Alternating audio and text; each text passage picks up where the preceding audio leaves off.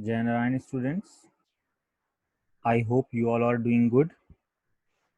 Now, today we are going to start our second chapter of class 10th civics, and the name of the chapter is Federalism.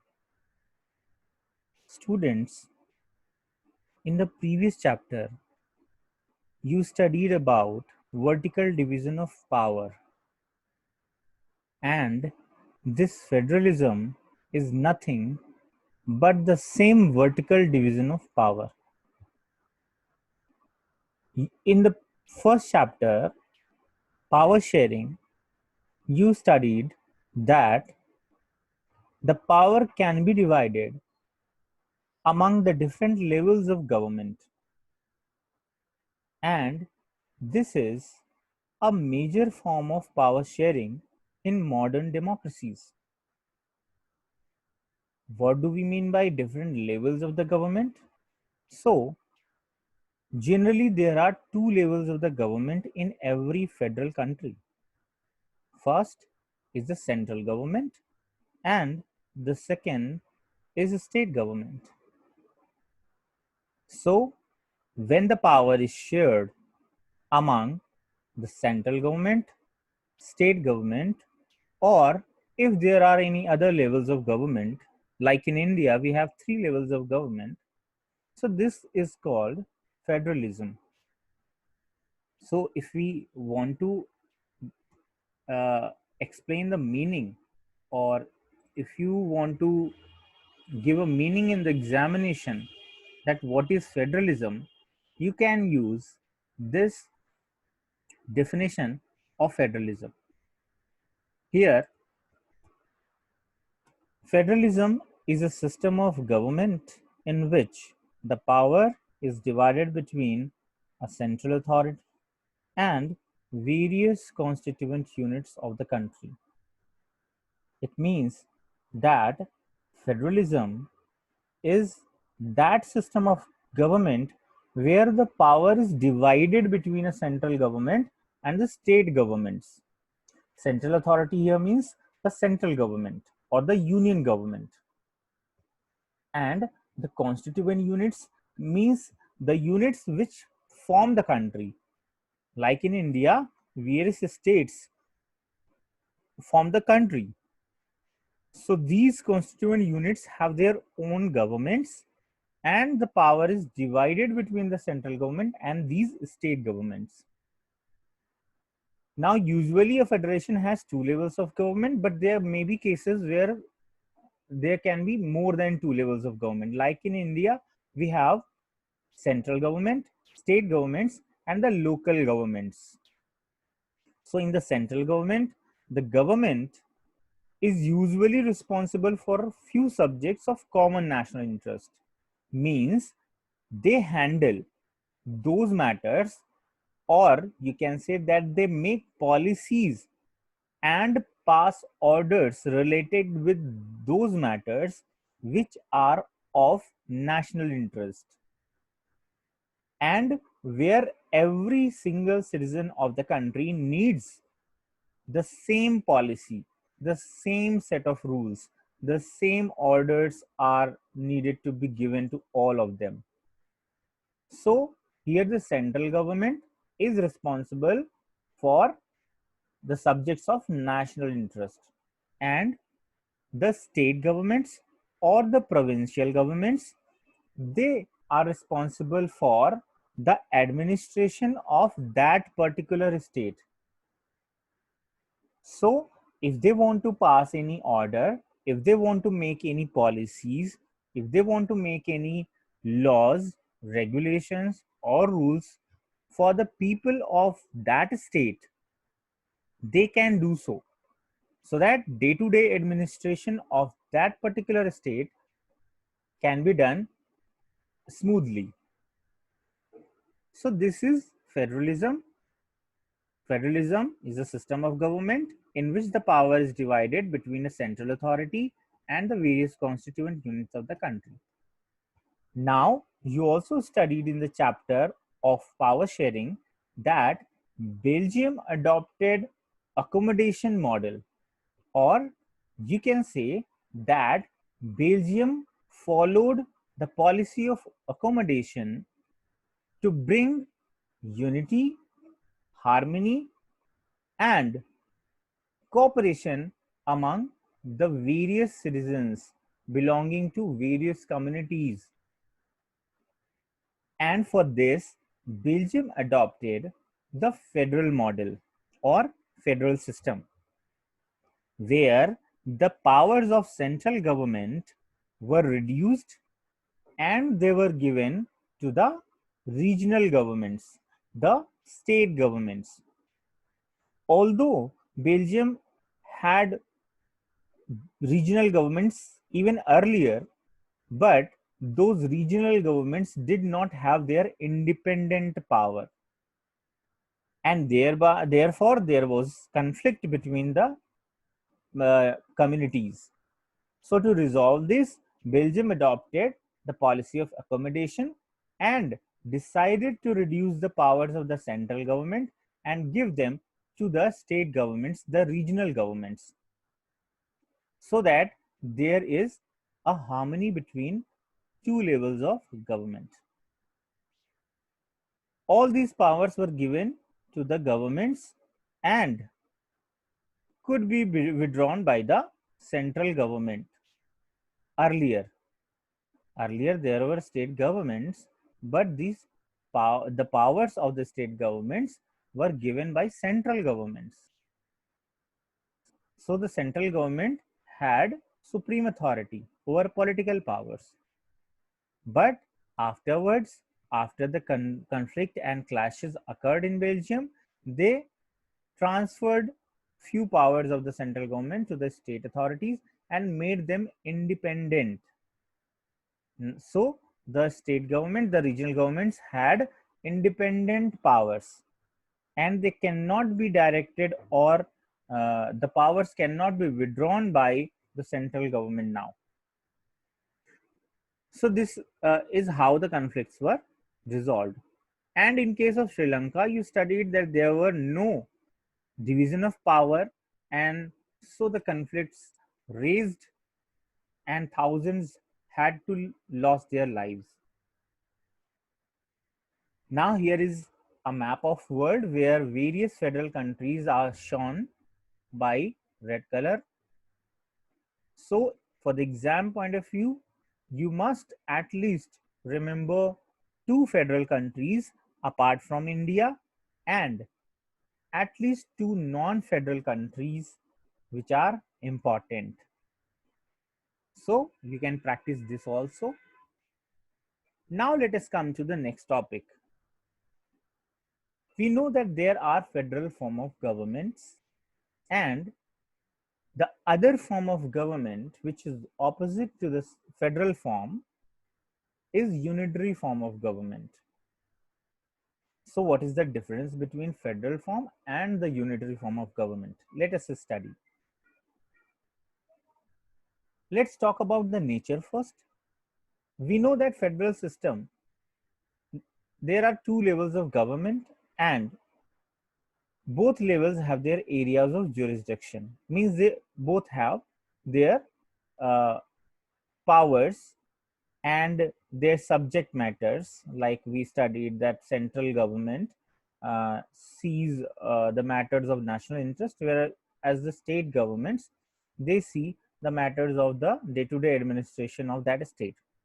So there are 2 levels of government, and they both have their areas of jurisdiction. Jurisdiction word here means that the things or the matters or the subjects that these governments are dealing with, they come within the jurisdiction of that particular government. Like the central government in India has jurisdiction over the defense decisions, it has jurisdiction over the matter of currency, it has jurisdiction uh, over the matters of foreign affairs.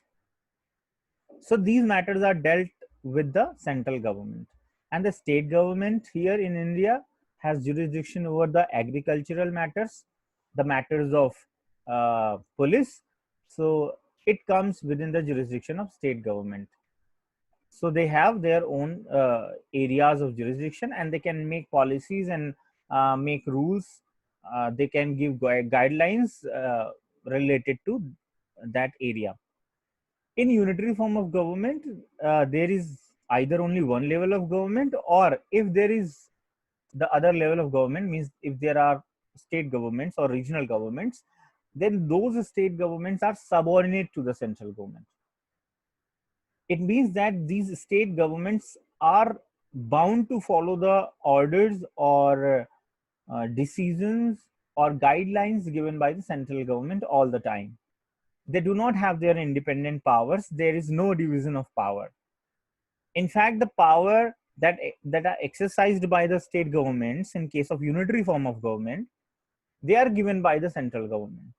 And at any particular point of time, the central government can withdraw these powers from the state governments.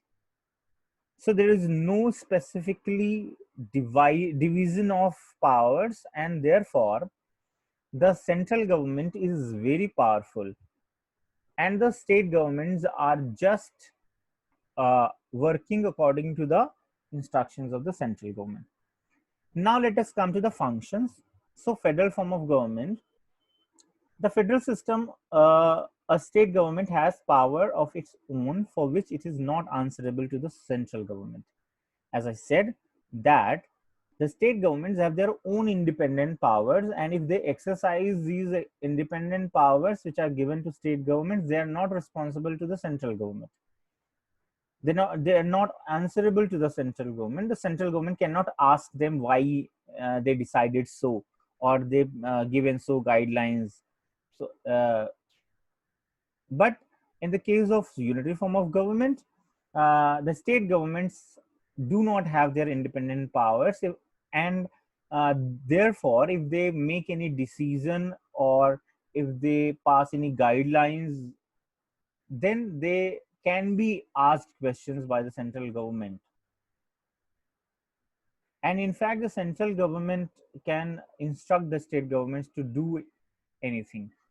But in case of federal form of government, the central government cannot order the state government to do something. They have their independent powers. State governments have their independent powers, and they can exercise them without any restrictions. Now let's come to the scope and significance. So in many federations, in fact, the most of the federations, there is dual citizenship. Dual citizenship means every citizen of that country has two citizenship, one of the state where they live and the other of the country. For example, in USA, if a person lives in New York, then the person will have two citizenship. One is the citizenship of USA and the other is the citizenship of New York.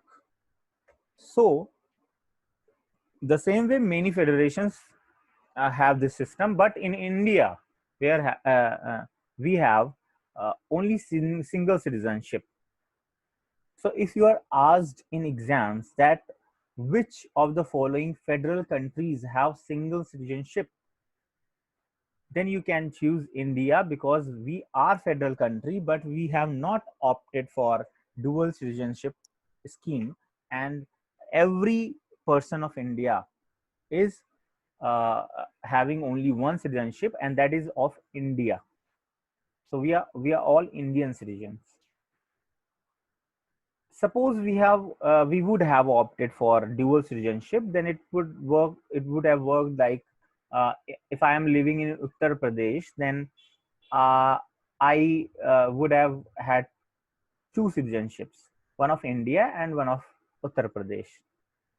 But this is not the case, and in India we all have only one single citizenship program, and we all call ourselves the citizen of India. In unitary form of government, the same is done. That means there is only one single citizenship. So if someone is living in China, whether they are living in any of the provinces, but they have only one citizenship, they have the citizenship of China. So let's come to the key features of federalism. This is very important. Uh, the first one is that there are two or more levels of government. Very important. There are always two or more level of government, or you can say the tiers of government. You cannot have a federal system in those countries where only one level of government is there. Means there is only central government and no state government. And second is that different levels of government govern the same citizen. Obviously, suppose you live in Uttar Pradesh, then the government of Uttar Pradesh can also make policies and make rules regarding your day-to-day activities for governing you, and the central government can also make rules and regulations and make policies for you. So you are governed by both the governments, the state government of Uttar Pradesh and the central government, but they have their different jurisdictions. Like in matters of legislation, which is the lawmaking jurisdiction. If you remember, you studied in previous classes that there are three lists in 7th schedule of our constitution. One is the union list, the second is state list, and the third one is concurrent list. So this union list and state list, they are basically the division of legislative power of the government. Those matters which are written in the union list of the constitution, in those matters only the central government can make laws. It is the legislative power of the central government, or you can say the parliament. Similarly, the state assembly or the constituent, the assembly, you can say the Vidhan Sabha of any state, legislative assembly we call them. The Vidhan Sabha or the legislative assembly of a state has right to make any law which are provided in the list of state, yani state list, the second list. So there are subjects like agriculture, police, etc., which are specifically dealt with the state governments. They have their uh, exclusive jurisdiction over these matters. The central government cannot make any laws for for these matters which are given in state list. They can only make laws for the matters which are given in the union list. And the matters which are given in union list are of the national importance, where the same rules, the same guidelines are required for all the citizens. But the state list includes those matters where specifically some rules and regulations are required for the citizen of that particular state. Similarly, the taxation jurisdiction is there. Central government and state government both impose taxes on you, but their jurisdiction is different. Income tax is imposed by the central government, for example, but the house tax, the water tax, they are imposed by the state governments. So in taxation also, they have different jurisdiction. They are governing the same citizens. Like a person in Uttar Pradesh pays both the taxes, the house tax, the electricity bill, the water tax, and the income tax. But he or she is paying this to different authorities because there are different jurisdictions. So is the case with the administration. They both have their administration jurisdiction, and they can pass administrative orders according to their jurisdiction. So here we studied that there are two or more levels of government, and they both governments govern you. Means a person living in India is governed by the central government plus the government of the state where he or she lives, and both the governments govern this person. Third one is that the jurisdiction of the respective levels or tiers of the government are specified in the constitution. As I said that in this constitution, like I mentioned earlier, there is 7th schedule where state lists and union lists are provided. The matters in these lists divide the jurisdiction between the central government and the state government. So the existence and authority of each tier of government is constitutionally guaranteed. Okay, so we studied 3 key features of the federalism. Now the fourth one is the fundamental provisions of the constitution cannot be unilaterally changed by one level of government. Very important to understand that any provision of the constitution can be changed by amendment acts. How the constitution can be changed? By passing an amendment act. And this amendment act must be passed by the Lok Sabha, which is the House of People, and the Council of States, which is the Rajya Sabha. After passing them, many of the times these amendments are to be approved by the state legislative assemblies. So, if there are any provision that take away the powers of the state governments or reduce the power of the state governments and increase the power of the central government, they cannot be passed. These amendments are cannot be passed because both the governments, whether the central government or the state government, the members of Vidhan Sabha, the members of Lok Sabha, they both have to approve this. Otherwise, it will not pass. In fact, the members of Rajya Sabha, if you have uh, studied properly in earlier classes, you must know that the members of Rajya Sabha are elected from the legislative assemblies of the state. So they represent the state interest in the central legislative authority. The Rajya Sabha is a part of central legislative authority, and they are elected from the state legislative assemblies, and so they represent the interest of that state. So every state have their members in Rajya Sabha, and any bill of amendment cannot be passed by the Lok Sabha only. It must be passed from the Rajya Sabha also. So there is always a check on the activities of Lok Sabha that they do not pass any such law which reduces the power of state government. Therefore, it is written that the fundamental provision of the constitution cannot be unilaterally changed by one level of government. So, although the central government can introduce an amendment bill to change the constitution, but it will never pass if it has something that reduces the power of state, as it has to be passed from the Rajya Sabha also to be implemented. So the amendment in the constitution cannot be done by only one level of government.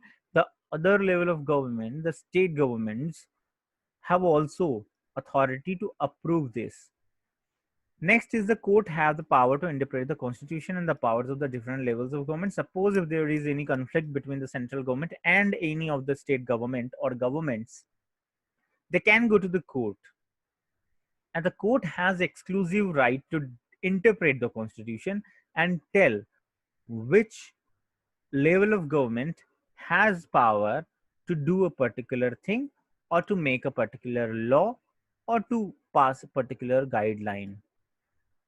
So in case of conflict, in case of any dispute between the central and the state governments, they can go to the court.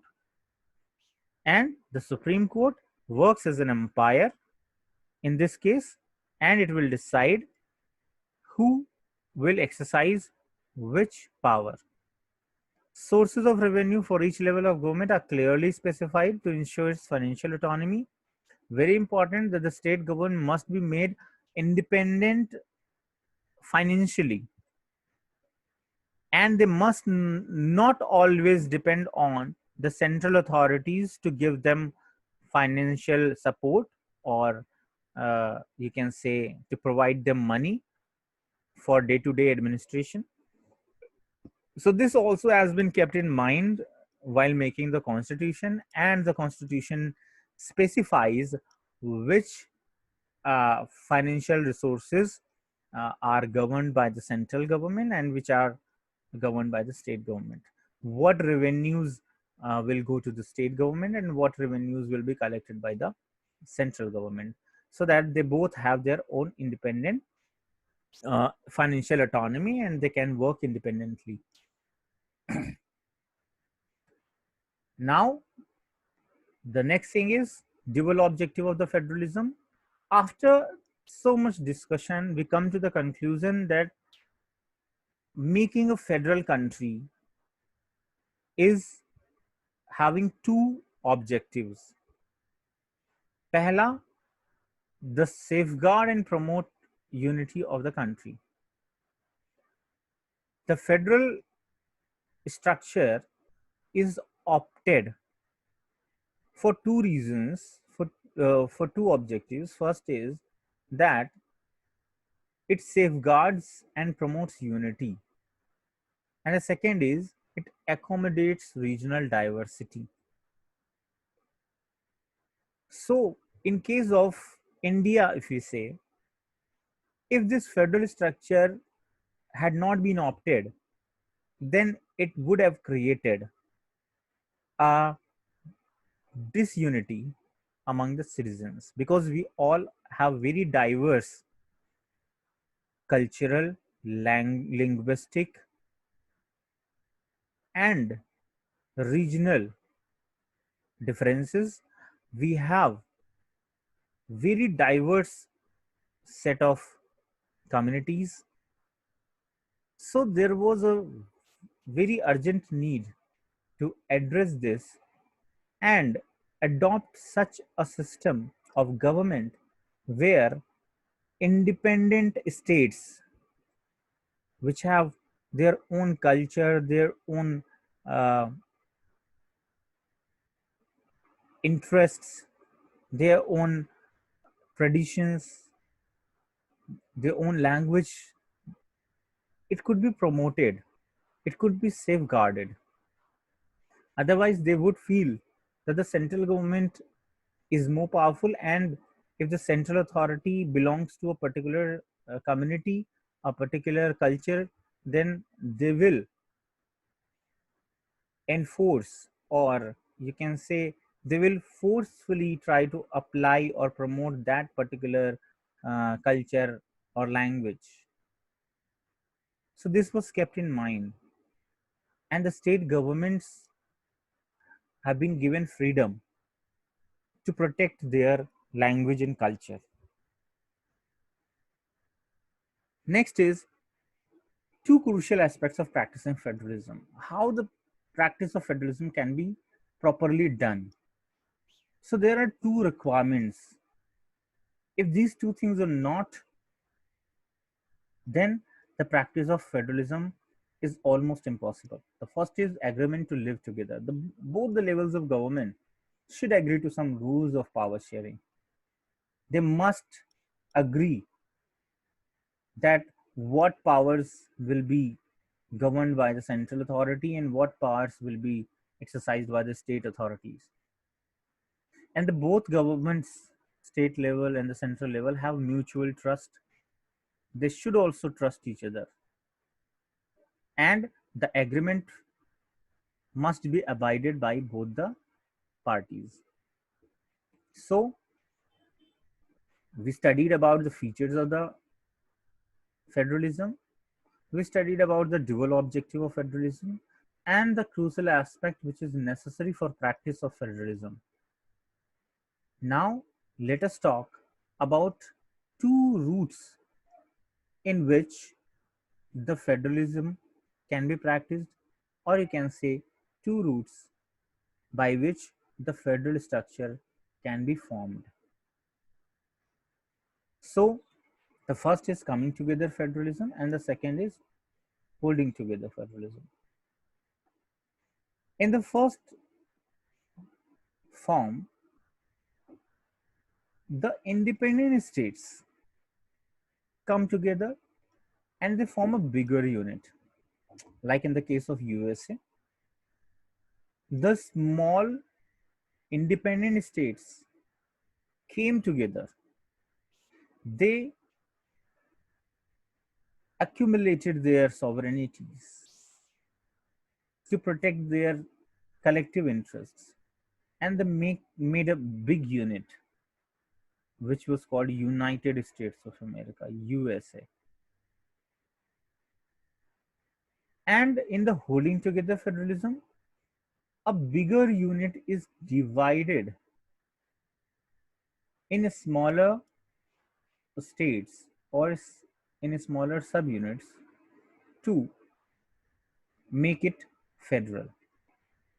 Like in case of India, the entire country was divided into different states, and these states were given independent powers so that there is no conflict.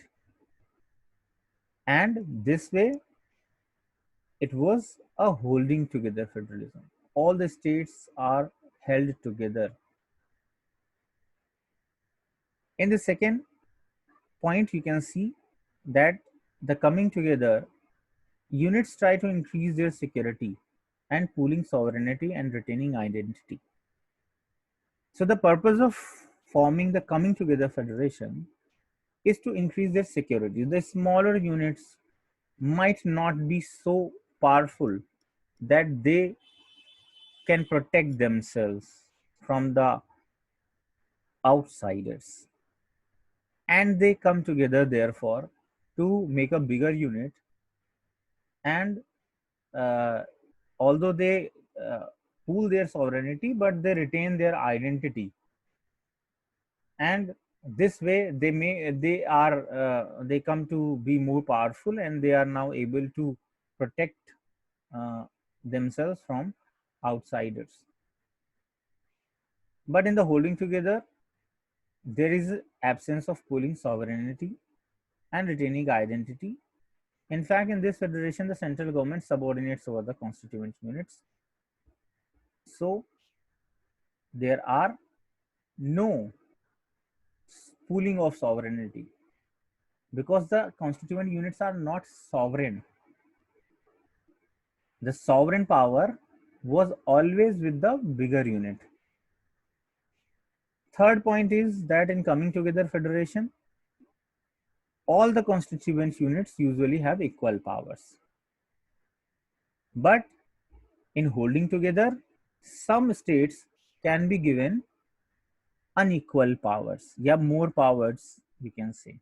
For example, if you know that Jammu and Kashmir was earlier a special state which was granted a special status in the Constitution of India.